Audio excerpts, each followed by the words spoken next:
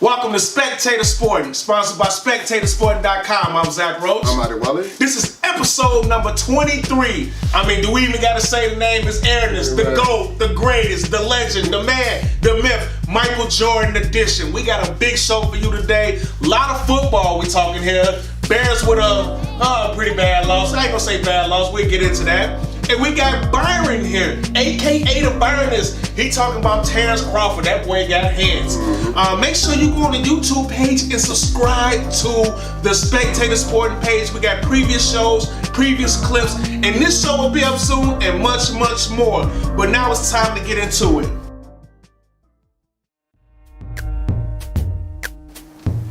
Confidence points. Explain this to us. Oh yeah, for the third straight week, you beat me in the NFL confidence points pool. You beat me by 4 points, 88 It was close. to 84. Very close, mainly due to the emergence of the rookie quarterback here with the New York Jets, Sam Darnold. The guy came up big. You gave the Jets 3 confidence points. Yep. I gave the Colts too much. I gave him 11 confidence points, man. I thought Andrew Luck was going to do it, but Sam Darnold, he did a nice little pump fake to the wide receiver screen and ended up throwing a 32-yard pass to the rookie 4th round tight end, Chris Herndon, and then put the Jets up 30-13. That was too much for the Colts to overcome. The Jets, they have back-to-back blowout victories, and you're blowing me out. In the NFL confidence points for the season, what's the score? 454 to 425. Still a long way to go. Still a long way to go. Yeah. But you know what? Something about the Colts. Since they called that overtime play on 4th down, I knew that might have been the end of their season right there. Yeah. When you go for it in your own field and don't get that 4th down, you just give away a victory when you could at least have a time. And you don't get it. I like being aggressive, but boy, did that backfire on them big time right now. Yeah. Absolutely. But so this has been a lot of fun. Hopefully I can keep winning. I hope not. So let's get into this week's games. We got some more big games. The NFL has been very, very exciting year so far. We just don't know what's going to happen. It's been one roller coaster after another. You think a team is good, they're not. You think a team is not good, they're good. So we just don't know what to go. But this one is a big one here. Panthers coming off a loss, a bad loss. The Eagles, they had a strong win.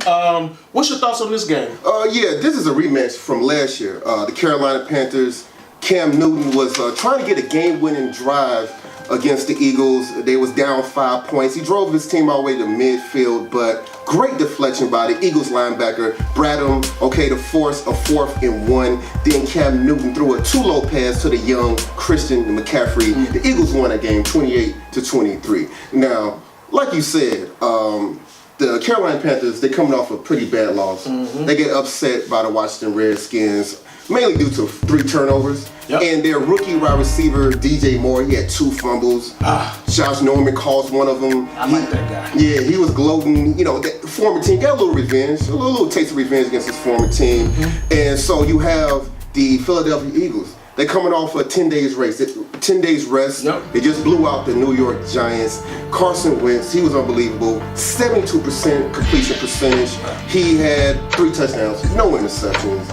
He's coming back. He missed the first couple of games. He looked like he's getting into the mode. Yep, getting him going. Yeah, and you can't forget about that Eagles defensive line. Michael Bennett had a sack. Fletcher Cox, he's always bringing it. He had a sack. The Eagles had 4 sacks in the game. I'm picking the Philadelphia Eagles at home in Philadelphia. I gave the Eagles 8 confidence points, and I got the score 26-21 Eagles. I think it'd be a tough game, but I'm picking the Eagles. I think it's definitely going to be a close game, and you're right. The Eagles look good against the Giants. The Giants offense. And I get it. That was a tough loss. Carolina tried to come back against the Redskins. The Redskins showed some toughness by coming back after they got destroyed on Monday Night Football by Drew Brees and company. I got Carolina in this game, though. I like Cam in this game. I think Cam responds to a little adversity. And I think Carolina keeps it going. I think it's going to be a very close game. I do agree with your point about Carson Wentz. He's starting to get in that groove. He's starting to get his game back. Of them first couple games, you could tell he was still a little rusty. Hasn't played, but I like Carolina in this game. I think Cam Newton comes up big time. And I think they get a couple turnovers on defense. And I like Carolina to win this game. And I gave them 4 points, but 20-17. Okay. I got Carolina. Saints. The Saints, one of the hottest teams in the NFL. Now they're going to travel to Baltimore.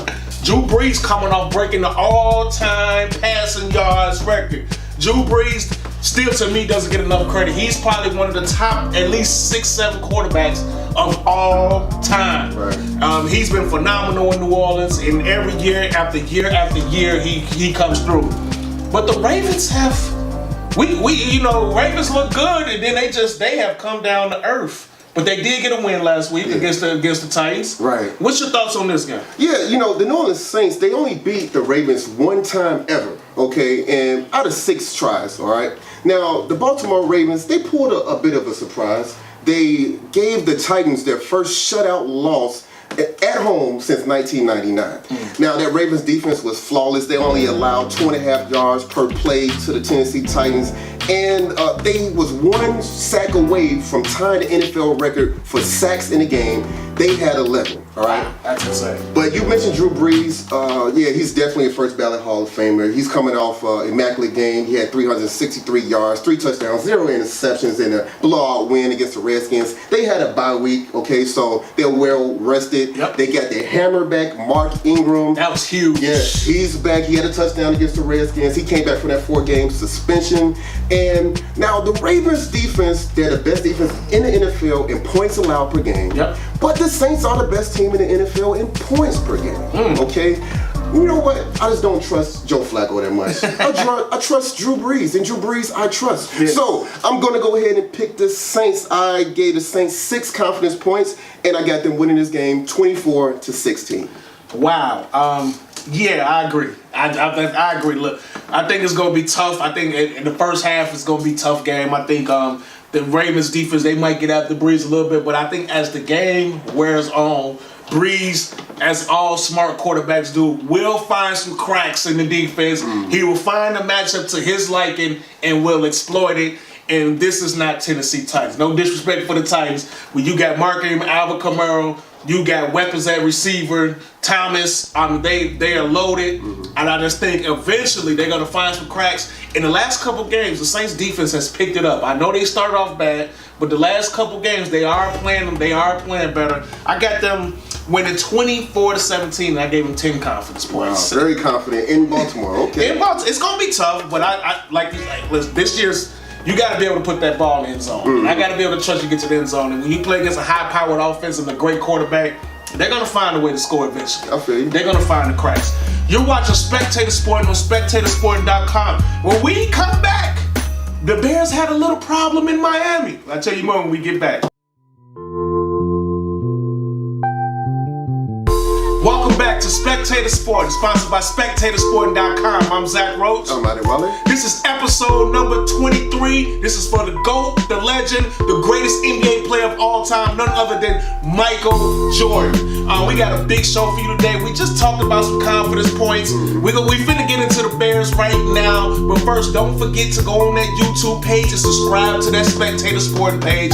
Make sure you check it out. Previous shows, previous clips, and much more. Also, we got Byron, aka the Byronist, here to talk boxing with us. Can't wait to get to that. But let's just get right into it. The Bears at Miami. That was a you said it when we was off air. That was a roller coaster ride. That was a shockwave. What they call it? Right. We was at Great America. Yeah, we was at Great America. It was up, down, literally. It was just hard to. Like 1 minute I'm up excited, like yeah. The next minute I'm like really. So these is one of the games where the Bears show some growth, and they also show some youthness in this game. It was both in one game. You know, you could see it in both games. You saw the potential and you saw the youth. What's your thoughts? What happened in Miami? Well, yeah, you know what? I just think about, the Bears was shut out in the first half. They was losing 7-0, but that Bears offense showed some incredible bounce back, all right? They was up 21-13 at the beginning of the fourth quarter, and that was a great back shoulder pass from Mitch Trubisky, and an even better catch by Allen Robinson to get the Bears to the 3-yard line, ready to score. The next play, touchdown pass to Tariq Cohen is looking good, but it was a penalty on the play. Yeah. Okay, they threw a flag. They said Trey Burton did a pick play. He probably did pick the guy, but I've seen a lot worse not called. Every NFL team does that pick play. Everybody does it. Yeah, and so the ref decided to throw the flag. We go back up about 10 yards, and then the very next play, Mitch had his worst play of the game. He threw the ball into double coverage to his third string tight end, Ben Broniker, okay? Interception by the Dolphins safety, TJ McDonald, okay? Now, the Dolphins, they drive down the field to get to the Bears' 43-yard line, 3rd and 6, screen pass to Albert Wilson. Get used to that. Now, Adrian Amos missed the tackle, and Eddie Jackson got juked. Touchdown, Albert Wilson, 2-point conversion. The game is tied at 21. So, rather than being up 28-13, the game is tied at 21. That's what you call a 15-point swing. Absolutely. I agree with that. It was a lot of swing plays in that game because, like you said, the first half, the Bears didn't score. But, and I'm a big fan of this guy, and I hate to bring this up. Going into the halftime, they had a chance to tie the game up 7-7. Okay. Jordan Howard fumbles the ball at the 1-yard line. I mean, I'm looking at the play, and I'm like, oh, he's about to go in there. We're finna go tie, and we get the ball at the half. I'm like, oh, let's get it. But he fumbled, and that was huge. Now, luckily, Kyle Fuller came to the rescue while Miami was driving down the field and got an interception before the half was over. That was key. But then the third quarter, we talked about Mitch. Mitch wasn't good in the first half. He was good in that third quarter. He threw some passes, and the Bears put up 21 points in the third quarter. Now, you can go back and forth. We can say a lot of stuff happened, but with the Bears, and then you got Khalil Mack and company, you expect that to be done with. Right. Let's shut this down. You know, we're getting points, so a lot of things happened in that game. A lot of unexpected things. The most unexpected, though, was Brock Osweiler going 3-0 against the Bears. I mean, if he played against the Bears all his life, he would be a Hall of Famer. Oh, no, first ballot. Any more thoughts on this? Yeah, you know, it's just, when you give the ball away 3 times, it's just hard to win. You mentioned the Jordan Howard fumble. That was fluky because he tripped over the rookie guard, 2nd-round pick James Daniels. He tripped over his foot, and then Robert Quinn fell into Howard, and he fumbled the ball. That was real fluky. And then you get the Tariq Cohen with the fumble. The game was tied at 28, and he had a 13-yard little catch and everything, and then he was stripped by Kinko Alonso at the end, towards the end of regulation. And then the Bears, I think the Bears set a record for most missed tackles in a game. They look like the 2014 Mel Tucker Bears defense. Okay? That was awful. That was ridiculous. Okay, that was ridiculous. That was awful. But I'll tell you what, in overtime, this is the best play I've seen by the Bears this year. Okay, in overtime, the Miami Dolphins was 6 inches away from the end zone. They handed the ball off to Kenyon Drake, and Akeem Hicks with the big forced fumble. He hit the man in the backfield, forced a fumble. Eddie Goldman recovered the ball in the end zone, touchback. Then Jordan Howard got the ball, started driving down the field. Nice couple of chuck runs. He got about 35 yards in OT. But on third and 4 from the 36-yard line, Matt Nagy, he showed a lack of confidence in Mitch Trubisky. He showed a lack of confidence in him. All right, it's 3rd and 4. You don't settle for a 53-yard field goal, okay? You call a run play for Jordan Howard to run into a brick wall and settle for a 53-yard field goal. How about drop back to pass the ball and try to hit Trey Burton or Tariq Cohen or Taylor Gabriel, Allen Robinson? You signed all these weapons, all right, for a moment like that, okay? So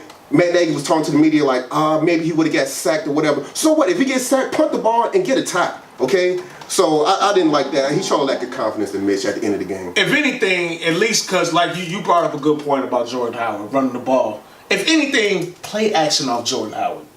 Play action. The play was over because Jordan Howard, they knew that Jordan Howard was giving them problems. This is the second time. This is one thing. Now, I like Nagy. I do like me some Matt Nagy, and I think he has improved this team a lot. And I love his energy. I love his game planning. But he's made 2 decisions in their losses that have really haunted the Bears. So, and once again, I go back to this. We talk about this game. The Bears are still a young team coached by a first-time head coach, NFL head coach. So we got to remember that. And Matt Nagy, like you said, those were not the best calls at the end. I mean, you can even argue when the Bears got the ball back at the end of the 4th quarter with 40, 50 seconds left, they decided to kneel and just take it to Oh yeah, overtime. at the end of the first half, yeah, they took a kneel. Right. And I understand. I'm not as mad about that one. I kind of get it. Yeah, I get that. They was way back. They was way back, but so you can even argue that. But you're right. I thought they was gonna pass. I thought they were gonna do a little play action because 53 is a long 53. field. Kickers are missing extra points. You want to get as close as you can. Now, I get Matt Nagy if he would have got sacked, but I get your point too. All right, we punt, we put him at the 1 yard line, no time on the clock. Or yeah, if you get sacked, punt the ball. Yeah. Or you don't even think negative. Go ahead and throw a 17-yard strike to Trey Burton. And the only thing I would say, because Mitch in the second half earned that trust. Mm-hmm. It wasn't like Mitch was, I can understand if Mitch was just stinking the joint up. Right. He wasn't, first half, okay, you can argue maybe the first half he missed, but the second half he was not stinking the joint up. Yeah. I mean, he actually threw the pass to Anthony Miller to take the lead to win the game. Unfortunately, the defense gave it up after only one play. Right. But he came through. He was clutch. He made big time throws that game. He deserved that opportunity to go try to win that game. Right. So Matt Nagy, you just got. I think he choked. Yeah, he's aggressive, but he's not been aggressive when he needs to be sometimes. So just be aggressive. So any final thoughts about this? Well, yeah, like I said before the game, I was nervous about this. This game reminded me, I was saying this before the game, it reminded me of when the Bears was riding high after beating the Seahawks on Monday Night Football, and then they had to go to Arizona and play a team that everybody and their mama was saying, oh, they're going to beat them. It's going to be easy. And we're down 14-0 in the first quarter, okay? And we happened to win that game because some incredible defensive plays won us that game. It almost happened again against Miami, but the same thing happened. They just, when they get put on the pedestal, they're like, hey, you know what? They're not ready for the pedestal yet. Wait for Chicago media, everybody. Wait for the Bears to win 10 games. Then you can put them on the pedestal. Wait till they get a playoff berth before we can start, praising them and things like that. But it's not all negative. Now, I really love the weapons. Taylor Gabriel, he had 110 yards receiving. 5 receptions. I'm liking Trey Burton. I'm liking Allen Robinson. But like Taylor Gabriel, he's a lot better than I thought he was. He's very fast. He burns people. Yeah. And I didn't know he was going to be back-to-back 100-yard games. Yeah. That guy right there is a weapon. He's getting down the field. Yes. And that's what they got him for. He is getting down the field. And Allen Robinson is starting to show up now real big time. He's a talent. He's a major talent. So the Bears do have weapons. But I go back and I tell, like you said, I tell Bears fans, this is still a young team. And they're going to have some growing pains. But one thing about this year compared to other bad Bears years, this ain't even a bad year, to other Bears years, they're fun. This is a very fun team. Like, say what you want about them. Yes, they're not perfect. They're flawed. But this is a very fun team. And I'm excited every Sunday to watch the Bears right now. Let's hope Khalil Mack is all right. Yeah, twisted ankle. Do what you got to do. Hope he gets right. He should be ready to go because we're going to need him. And we definitely going to need him for the Patriots. Then you're watching Spectator Sporting on SpectatorSporting.com. We're going to talk about them Patriots when we get back.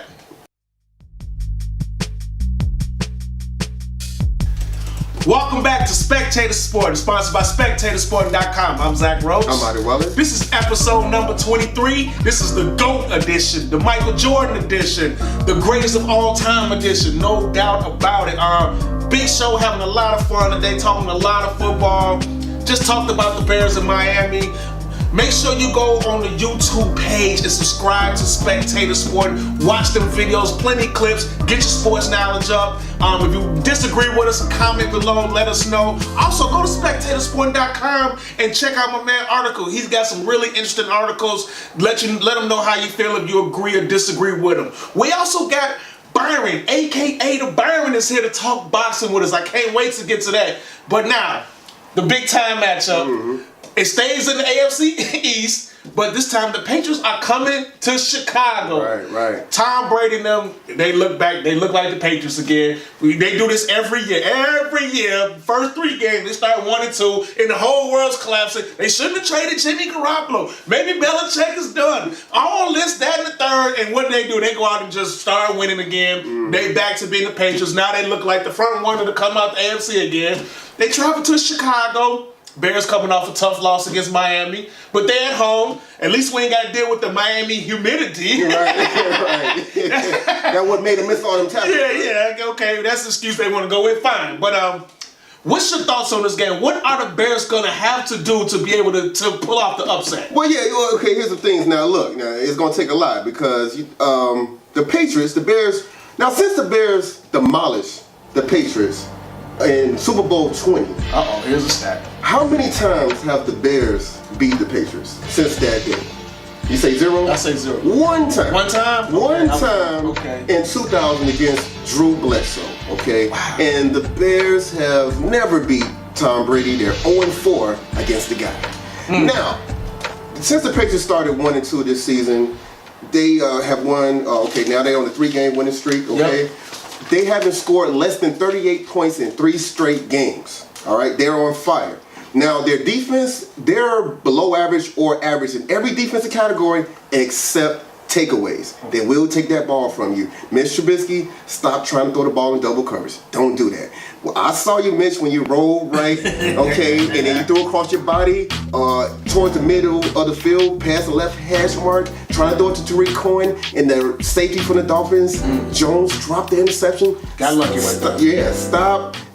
Trying to rely on drop interceptions by the DBs. You got to take care of the ball. Bill Belichick thrives off teams beating themselves, all right? Absolutely, I agree with you. That's one thing one thing that worries me about it. Listen, Tom Brady's gonna be Tom Brady. He's the greatest.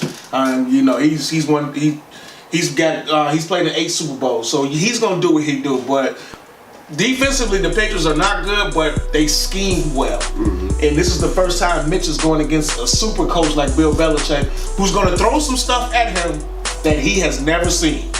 And another thing that kind of worries me, now the Bears defense, I expect them to play a lot better against the Patriots. They had a stinker down there in Miami in the second half. Like you say, mainly the fourth quarter. But I expect them to play better. I expect Khalil Mack to play better. I expect some people to make some plays. But one thing that it's a trend that teams are going to start doing against the Bears, unless they fix it, that up-tempo offense in 2 games has shown to give the Bears some problems.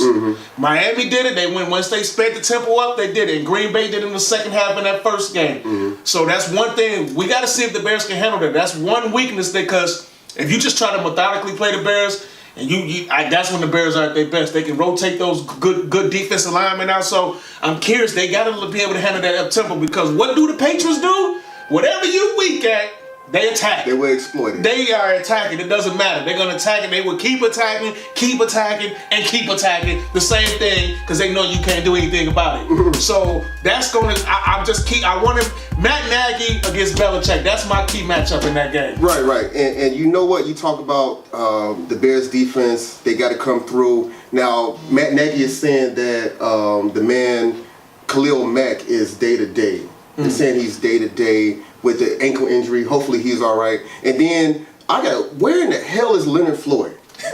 I've seen him turn into a WWE guy and throw the Dolphins wide receiver on top of his head. But that pass interference, that roughing the pass they called him was the biggest baloney.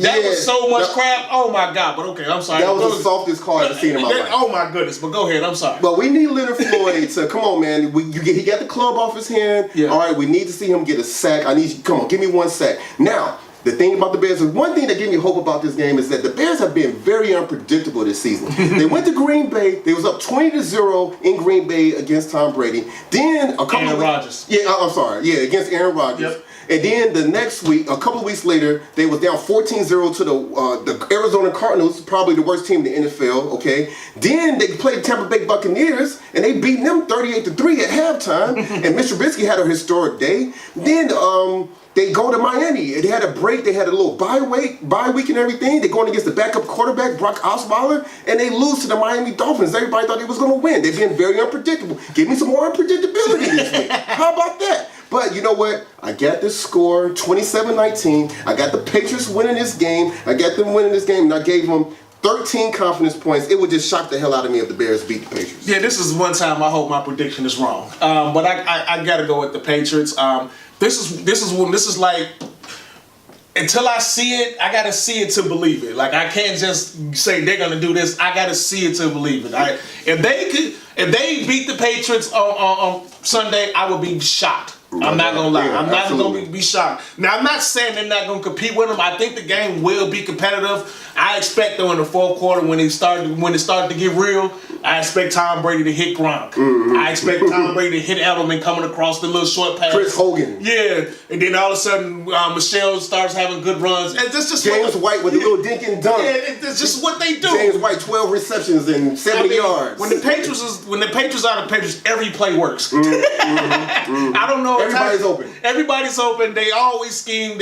Your best players don't get. And then the other team does some stupid blunder, like somebody fumbles or muffs a punt or something stupid. So I think it's going to be competitive. I think the Bears will show some flashes in this game. I think Khalil Mack will respond after not really being a factor in that game. I know he's day to day. I expect him to play. I expect Akeem Hicks to play better. They're at home. The home crowd is going to be involved. They're going to give them some go, but I got to go with the Patriots. I gave the Patriots 11 points, and I got them winning 28-20. Okay. I think it's going to be closer to the fourth quarter. Then I think the fourth quarter, Brady going to do something. All right, here we go. And then they're going to, all Monday, the greatest quarterback ever. You know, all that. You know how it goes. You've been watching Spectator Sporting on SpectatorSporting.com. When we come back, Byron, a.k.a. the Byron, is here to talk some boxing. We'll be back.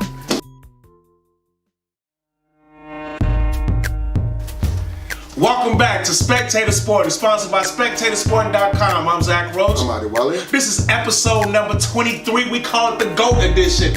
Michael Jordan, the greatest of all time. We having a lot of fun today. Make sure you go on that YouTube page and subscribe to Spectator Sporting. We got previous shows, previous clips. More clips are going to be up in this show, but be up very soon. We talking about boxing, so if we talking about boxing, we gotta bring Byron, aka the Byron, is on the show to break it down and give us all the knowledge of boxing we need. And let's just get right into it. Another knockdown for Terrence Crawford against Jose Benavidez. What's your thoughts on that fight? It was a great fight, great showing for Terrence Crawford. He fought a tough fighter.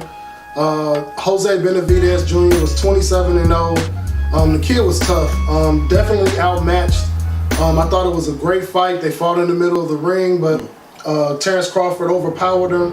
And in front of his home crowd, he finished with a knockout. And I think the hype behind this kid is really building. Yeah. That was a nice right hand uppercut to lay him out in the 12th round. Now, who's the next opponent for Terrence Crawford? Unfortunately, Terrence Crawford is being mucked up with dealing with Bob Arum, who has, over the previous 2 days, kind of stated that he only sees one big fight in 2019.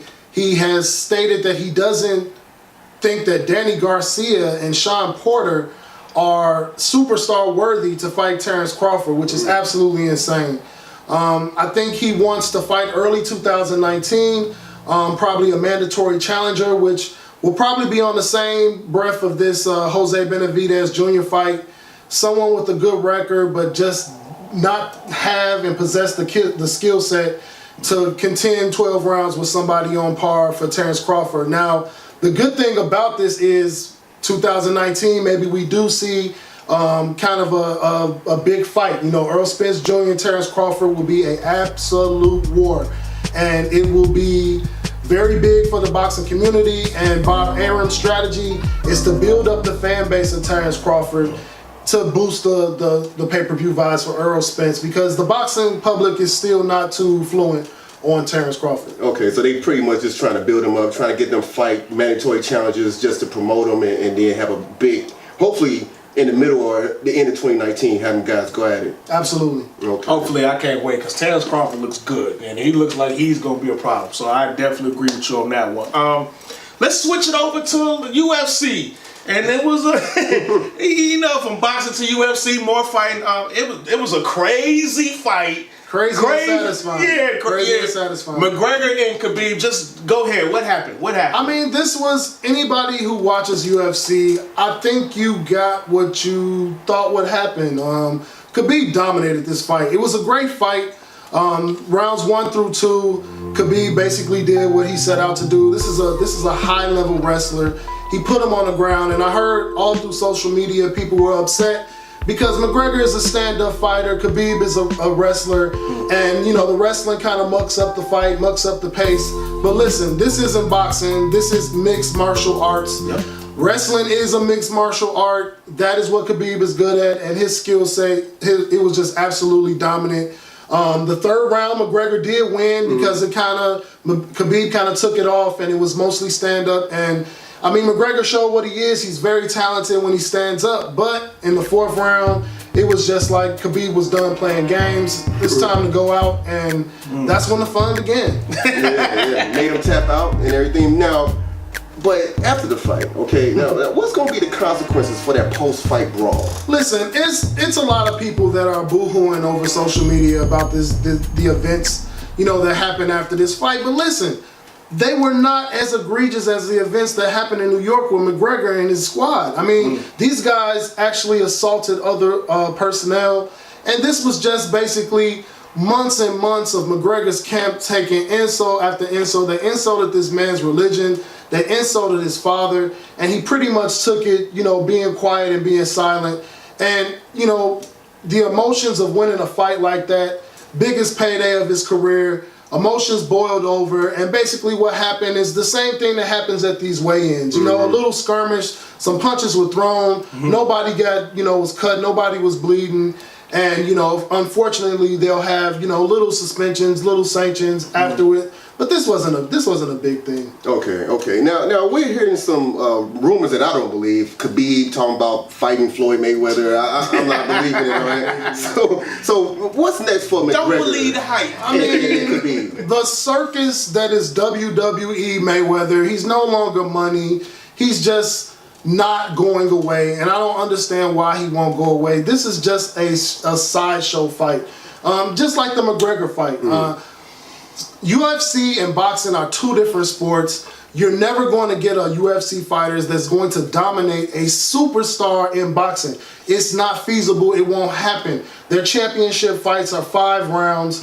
Even though it's more hard on the body, you're talking about turning that over to a 12-round fight, fighting someone who has been doing this art for their entire life. You're never going to get a real fight. So why this is even feasible, I don't know. But McGregor and Mayweather happened, so maybe there's a chance that this could actually come to reality because money talks, and it would be a slap in the face of the sport. I definitely would not watch, but I know some Mayweather fans watching right now who are stupid enough to order that fight. I'll call a few of them friends, and I will be at your house watching the fight, and I probably won't bring any snacks. Now, what about McGregor and Khabib, though? Would there be a rematch? I mean, why not? I mean, this is pretty much the biggest draw in boxing. McGregor, as arrogant as he is, he wants a rematch. He wants another title shot. It's all up to Dana. That's one thing I like about this sport. Dana White pretty much controls what goes on, and he makes sure that the best fight the best, and he gives the public the fights that they want. And I mean, this is the biggest draw. I don't see why it shouldn't happen, and I believe it does. I think it's going to happen, so I think they're going to have a rematch. I mean, the ratings was through the roof. You can't help it. Get some extra security guards. Yeah.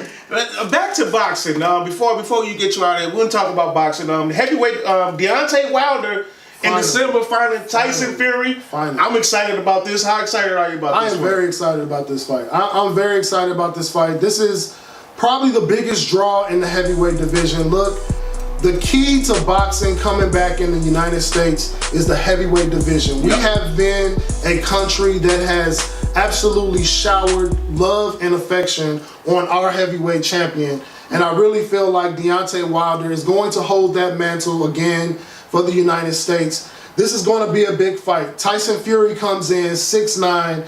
Deontay Wilder comes in 6'7" with a 6'11" wingspan. That's incredible. And knockout power that the division has not seen. And Tyson Fury, no slouch, undefeated, more of a boxer. Doesn't have the power that Deontay Wilder possesses. But this should be a boxing match, as Tyson Fury is very good at getting boxers to miss him and putting himself in position to get off his combinations. I love this fight. If you are a fan of the heavyweight division, if you're your father's father was a fan of the heavyweight division. Watch this fight December 1st. It is going down. Absolutely. I'm excited about that as well. Yeah. Well, I want to thank Byron, aka the Byrons, once again for the dope boxing talk. Learned a lot once again. You're watching Spectator Sporting on spectatorsporting.com. And we come back. NBA is back. We'll talk about it when we get back. Welcome back to Spectator Sporting, sponsored by spectatorsporting.com. I'm Zach Roach. I'm Adi Wallace. This is episode number 23. This is the legend episode, the GOAT. Number 23, Michael Jordan, the greatest ever to do it. 6-time NBA champion. All that. 10-time more scoring champion. And all that. Just a man.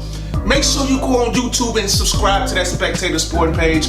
We got shows, previous clips, much more coming on there as well. I also want to give a shout out to Byron, aka the Byrons, for the dope boxing interview. Really gave us some knowledge. I can't wait for that heavyweight fight between Fury and Deontay Wilder. That's going to be big time. But let's get into it. The NBA is back. Is it finally? Yeah, the NBA is back. The regular season is back. Golden State defending their crown. Let's just talk about that game first. OKC against the Warriors. That was one game. That was the first game. Now, of course, they won their rings. Right. But they ended up winning. Steph Curry led them with 32 points. What was your thoughts on that game? Yeah. You know what? Westbrook, he didn't play that game. He was out. He had a minor knee surgery in September 12th. He'll be back soon. Now, Dennis Schroeder, the nice little trade they got from Atlanta, he stepped in nicely. He had a nice all-around game, 21 points, 9 rebounds, 6 assists. And for the Thunder, all eyes was on PG-13, Paul George. He came through. He had 27 points. And despite the injury to Russell Westbrook, the Thunder was only down 3 points with under 2 minutes to go in the game. I was kind of surprised there. But Steph Curry, like you said, man, he had 32 points. He had a nice little and one jump shot on the free throw line. He knocked it in. Steven Adams, he came back, hit a layup, but Kevin Durant, he had a nice assist to the guy, Kevin Looney Tunes, all right? The guy hit a nice little shot. Kevin Looney, he had a double-double, 10 points, 10 rebounds. So keep Shaq and the Fool on the bench. I think they trust Looney a lot more. And so, yeah, it was a good game. The Warriors won, as we all thought they would, but it was too close for comfort. They got the victory. They definitely got the victory. And once again, it's very hard to play on ring night. I just think teams, when you get your ring, I remember the old Bulls team, they always used to lose when it was ring night. As well, if you get the rings, all of a sudden you get all this praise for what happened last year. Then, all right, go play a game. Right. And you're just not mentally focused. I don't know, but they did survive. The other one, this one maybe was a little more entertaining. Not to say that game wasn't entertaining, but the 76ers in Boston, I was watching that game, and I loved it for this point of view. There was a lot of trash talking going on. It looked like two teams that genuinely did not like each other. And Joel Embiid, this is one thing Embiid is going to have to get used to. He's the master troller. He's the master trash talker. So when people do something to him, he's going to hear about it every time. Jaylen Brown did a half dunk on him. Right. Yeah. I can't say he dunked on him. I can't say it was a full dunk on him, but the ball went in the hole, and Jaylen Brown got it. I'm like, all right, Jaylen Brown, that was kind of lucky, but okay, we roll with it. Jason Tatum did a little shake-up move, hit a shot on him, talked a little trash. So I love that part. I do love it. I do love it. But looking at the teams, Ben Simmons looked good. But I was looking at Boston. One thing that stuck out to that game, I know it's just one game and it's a long way, 82-game regular season, but the depth of Boston's team. Wow. Kyrie Irving was, 2 for 13? Gordon Hayward, you could tell he was still rusty. He's knocking the rust off to get back in shape. But those two guys didn't play that good, but Jason Tatum goes off, gives you 26 points. Rozier comes off the bench. They are loaded. Yeah. That team is loaded. And that was just an okay average game for them. That team is going to be hard to deal with. They're deep. They might be the second best team in the NBA. Yes, we'll see. Barring injuries. Kyrie Irving, Kyrie Irving eventually is going to start getting going. We know that. Rozier's a starting point guard. Rozier is a starting point guard. Coming off the bench. Marcus Smart is a tough guy. The Morris twin. He had 16 points yesterday. He hit you the three and he plays tough. They had them sticking Ben Simmons. Ben Simmons was phenomenal. Ben Simmons threw some great passes in that game yesterday. So that game was very entertaining. I must say, now you can tell it was the first game of the regular season because they was they both look a little rusty. And this year, you got to remember, they only played 5 preseason games this year. Yeah, they did reduce it. Yeah, they reduced it, so it wasn't 8. So I will give them credit for that, but great game, and I'm just happy the NBA It's finally back, bro. It's finally back. No question about it. So big slate of games coming up, and then the Bulls are going. Their first game is against Yeah, they playing the 76ers, and then the home opener is Saturday. Home opener against the Detroit Pistons. Oh, okay. So hopefully the Bulls go ahead and take care of them. Absolutely. Blake Griffin and all the guys. Absolutely. You're watching Spectator Sporting on SpectatorSporting.com. When we come back, we got some more picks in the NFL. We'll be back.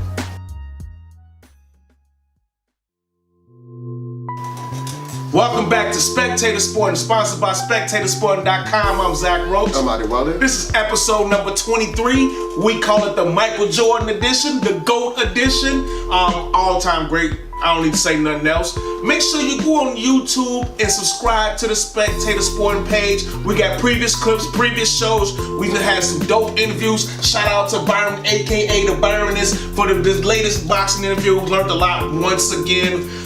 We talking a lot of football today, and we're gonna talk more football. So let's go through a few more of these games. The big one, not a big one, but it is a big one. AFC rival, AFC clash.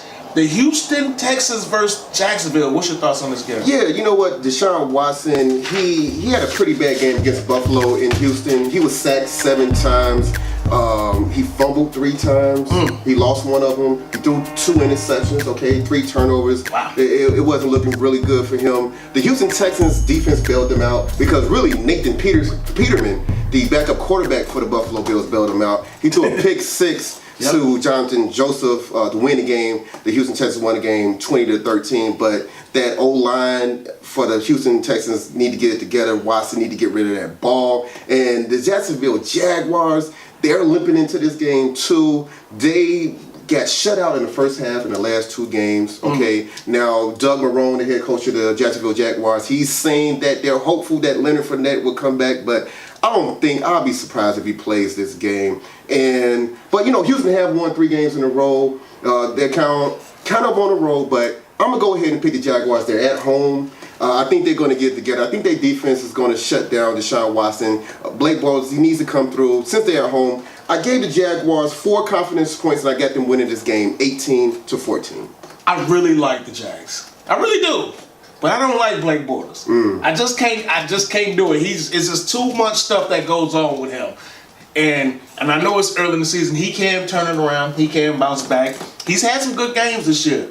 But the last 2 games, he has reverted back to who he's always been. He's been turnover prone, and I just don't trust him. Now, you are absolutely right. Deshaun Watson was awful against Buffalo. Let's just call it what it is. He was awful.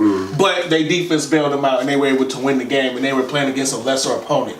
But these last 2 games, when Jacksonville could have really... Because Jacksonville, let's be real, the expectations of them this year... Going to the Super Bowl. It's the Super Bowl. Right. That's their expectation. They set the bar. So we're looking at them, I'm looking at them at a different lens. And I'm just looking at them and I'm like, I don't know if you can go... Now, I know they did it last year. And Blake Bortles played good in the playoffs last year for the most part. I know what happened, but I just...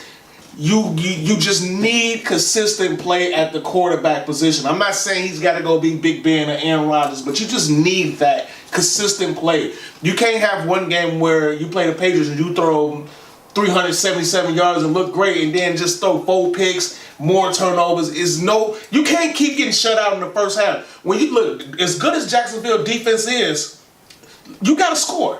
So with that being said, I'm picking the Texans. I think Deshaun Watson, I think it's going to be a very low-scoring game. It's probably going to be bad offense on both sides of the field. That's what I'm thinking. It's going to be some really bad offense. The scoring is probably going to be a fumble, pick 6. But I got Houston winning 17-13. I gave them 3 confidence points. Okay. What else we got? Let's talk one more game right here. Let's get this one because kind of disagree on it. I just wanted to see why. Dallas at the Redskins. You picked the Skins. Why did you pick the Skins? Yeah, you know what? The main reason why I picked the Skins is because Dallas have not won a game on the road this year. They're going to Washington to play the Redskins. Dallas, they came up big at home against the Jaguars. Big upset win. but they're two different teams on the road. On the road, they've been struggling. I like Alex Smith. He takes care of the ball. Yep. They don't beat themselves. So, and the Redskins are a very underrated defense. I think they're just powder box against Ezekiel Elliott. I got Washington. I got them winning the game 23-20, and I gave them 2 confidence points. I think it's going to be a close game, too. NFC matchup. But I got the Cowboys. I like the Cowboys. I think Zeke gets out and runs a little bit. They're going to try to crowd the box. But I think Dak is going to be able to hit a couple passes here and there, just like he did against Jacksonville.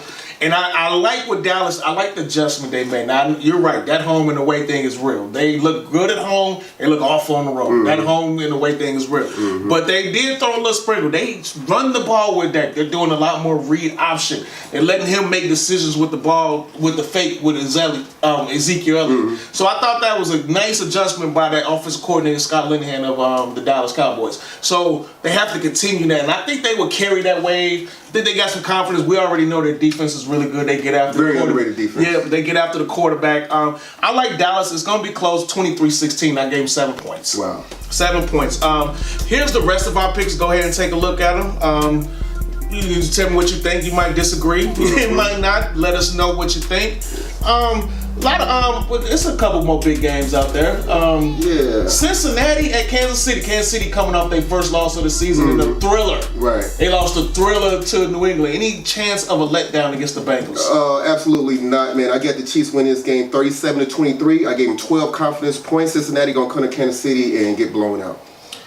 We were both high on Cleveland. But you made the smart decision. Did you pick the Chargers? I picked the Chargers. Yeah, you were smart. I was right. I got on that Baker Mayfield train. I'm still on it, but I got a little too excited. And Cleveland bounced back against the Bucks. Any chance? You know what? This is the closest game for me. I only gave the Bucks 1 confidence point. Both teams are pretty bad. Both have really bad histories. I got the Bucks win this game 21-17. Only 1 confidence point to Tampa Bay. Absolutely. Well, I picked Tampa Bay though. Okay. I gave him 8 points, but I think it's gonna be a close game. I know. I was looking at it. I was like, did I really give him 8 points? But I gave him 8 points. I think Jameis Winston played good. I know they lost to the Falcons, but he played good. He looked good. Yeah, I can see him do it against this good, solid Rams defense. Absolutely, because Falcons defense. I mean, that's really. I guess that's not saying much, right? You've been watching Spectator Sporting on SpectatorSporting.com. I want to thank Byron, aka the Byrness, for the dope interview on boxing. Stay tuned. Make sure you go to YouTube and subscribe to that Spectator Sporting page. Go to SpectatorSporting.com. Dope links to YouTube. Also dope articles written by my man. But in the meantime, in between time, this has been episode number 23, the Jordan edition. We out.